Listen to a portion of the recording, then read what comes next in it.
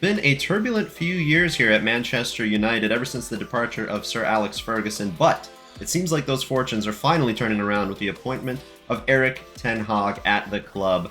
They have a new lease on life, they have made new transfers, they're playing under a new modern system of football, and our goal in this career mode is going to be to aid in that development and continue to invest in the players already at the club, invest in youth, bring in all kinds of new talent and new faces to the club to aid in making United giants once again of the English game. And the starting squad that we've got is very, very good. Rashford is resurgent in this system. Bruno Fernandes, Casemiro, Varane, and Martinez are all great base to build off of for this team. And we've also got a bench and reserves full of young players, promising players, some older experienced players, and of course some deadwood that we need to clear out. Welcome to our Manchester United career mode here on the Mental Hog channel. We're going to be doing a new series here. It's very exciting because it's been a while since I've done a series. Something we're going to do that's a little different with this one is my goal for the first season is to just try and recreate the success that Manchester United have been able to have. They won the Carabao Cup this year. They are in the FA Cup final. They made it a little ways in the Europa League, but they didn't quite win that one. And they're in the top 4 in the Premier League. So our goal this season is to see if we can do that without making a single signing. You heard that right. Season 1, all in this video with 0 signings. Can we recreate their success or not? I'm not sure. And then Season 2 will go on and we'll do more normal style career mode videos. But let me know what you think of this Season 1 video by showing your support down below. If you liked it, drop a like on the video. Show me the support in the comments section as well. And if you're new here, don't forget to subscribe to the channel because we've got plenty more FIFA career mode videos where this comes from. And hopefully even some more fun stuff down the road. We'll see. But I hope you guys do enjoy Season 1 of the Manchester United career mode. Let's hop into it.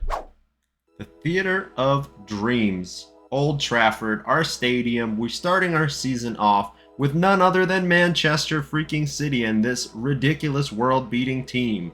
Now, you might be thinking to yourself, this would be a great time to show our intent for the season, which is what I would have said with you as well. I would have agreed, except, well, we did not get off to a very good start. Not gonna lie. We conceded too early on, second half started, didn't get any better.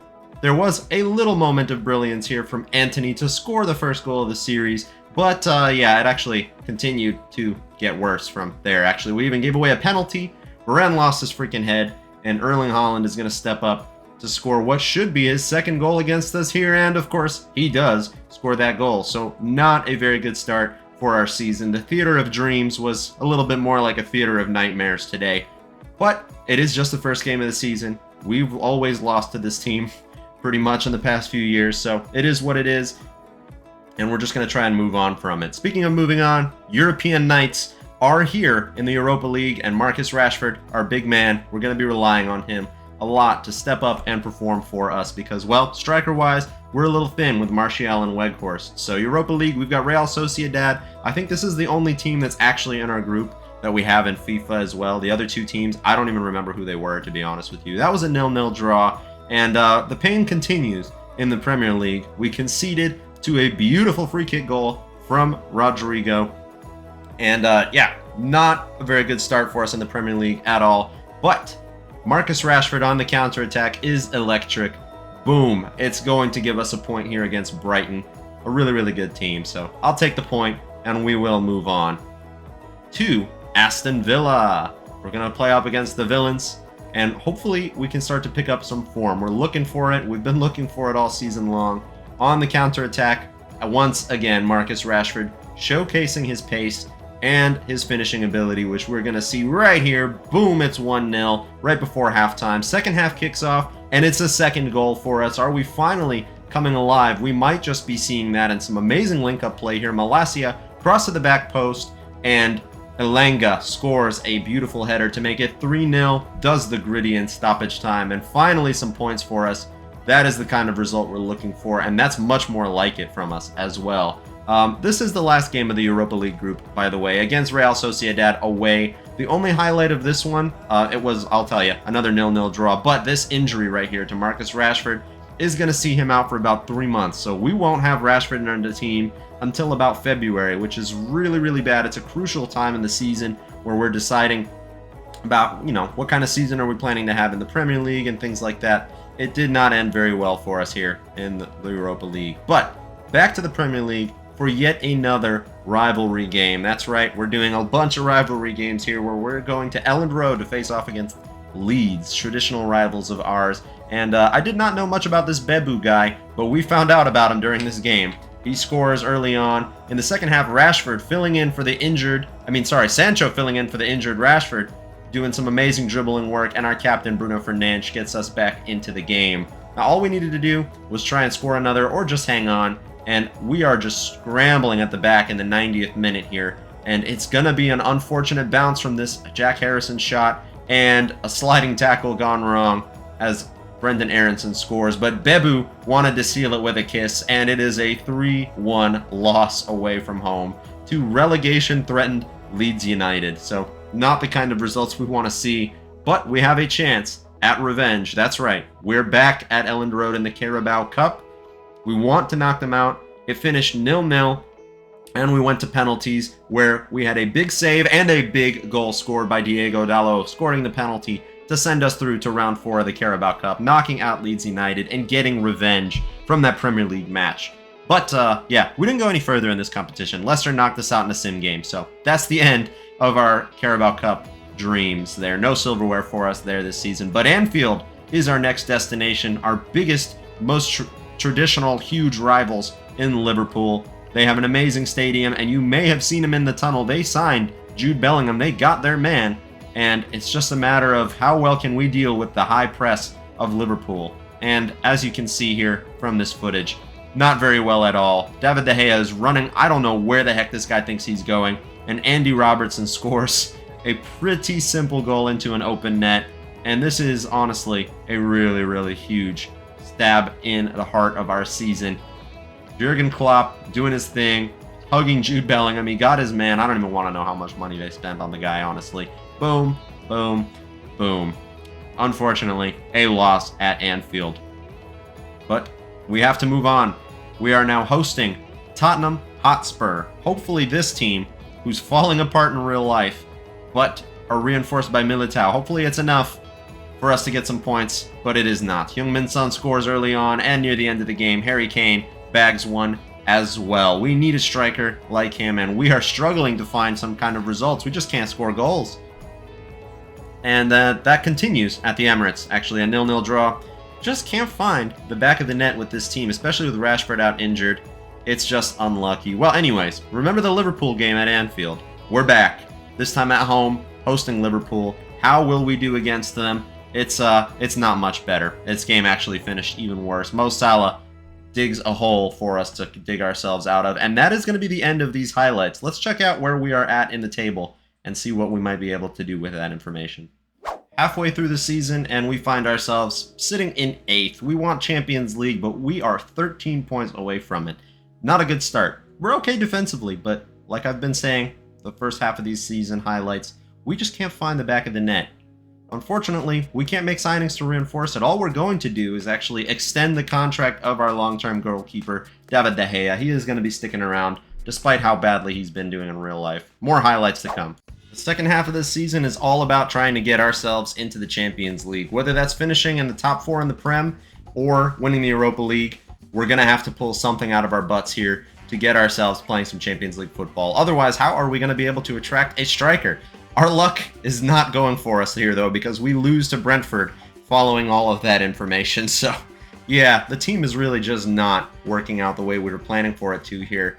A game against West Ham is another chance to find some form. We just can't seem to string some results together, but this is some beautiful football from Weghorst and Sancho to score, and then the score guy becomes the assist guy as Weghorst scores again. It's a 2-0 win against West Ham. Finally, a chance for us to start grabbing some form in the season. However, we're going to transition now into European football, knockout football. We finished second in the group, so we have to play the third place team actually from the Champions League. We're coming up against Celtic in this one, and it's going to be 2 legs to decide who goes through to the round of 16. And guess who's back in time for this one? Marcus Rashford. He's going to be playing at striker for probably the foreseeable future of this season because we just don't have anybody better, and we are back immediately to seeing beautiful counter-attacking football from him. First game back, scores a goal, the only goal in the first leg of this game, actually. That's going to put us in a good spot to go through to the round of 16. And the second leg is coming up soon. We're going to be traveling to Celtic Park, to Glasgow, to face off against Celtic. In the second leg, we have a 1-0 lead, and hopefully we can transition that into a 2-0 lead. Boom, we do. Bruno Fernandes, our captain, sends us through to the next round of the competition. Who will we be facing off against in the round of 16? AS Monaco, the club that made Kylian Mbappe, Bernardo Silva, Fabinho, lots of players. They had a little graduating class of them. And honestly, both legs, 0-0 draws. We went to full time of extra time with no goals to our name. So it's going to be another penalty shootout to decide our fate in European competitions next season, as Lucas Vasquez, well, seals that fate with a loss. We are not progressing in this competition. I put all my eggs in the Europa League basket, and it just did not work out for me. Our strikers cannot score goals. Weghorst is on loan, going back to Burnley, and Martial, well, he's very unhappy.